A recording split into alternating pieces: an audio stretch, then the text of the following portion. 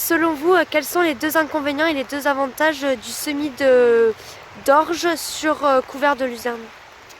Alors les principaux inconvénients, et si je peux en citer que deux, sont les suivants. Le premier inconvénient, c'est que l'agriculteur doit d'être équipé d'un guidage par GPS, RTK, et surtout bien connaître son matériel et être conscient de la précision nécessaire pour la mise en œuvre de cette pratique.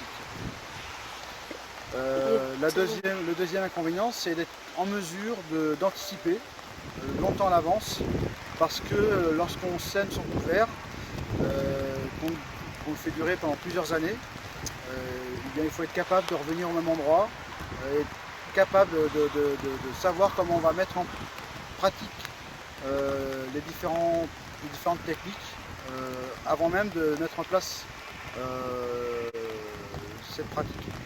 D'accord. Et du coup, les deux avantages, Alors, globalement? il y a deux avantages, mais il y a beaucoup plus que ça. Mais les deux principaux avantages, c'est que ça permet d'intégrer de l'azote dans le système, qui est en bio aujourd'hui un facteur limitant dominant. Et le deuxième facteur limitant en agriculture biologique, c'est la compétition des adventices. Et ces couverts permanents nous permettent de maîtriser les adventices. Donc on allie par cette même technique un apport d'azote et une maîtrise des adventices dans son système. D'accord, merci. Et selon vous, qu'est-ce que vous conseillerez aux agriculteurs qui veulent pratiquer cette innovation?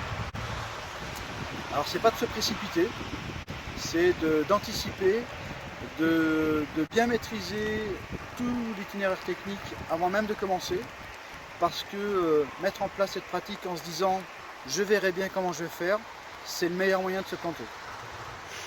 Merci. On va vous montrer à quoi ressemble une parcelle une fois le couvert et la culture semée. Donc en fait, les lignes de couvert, elles seront espacées entre elles de 30 cm et elles seront semées grâce au GPS RTK.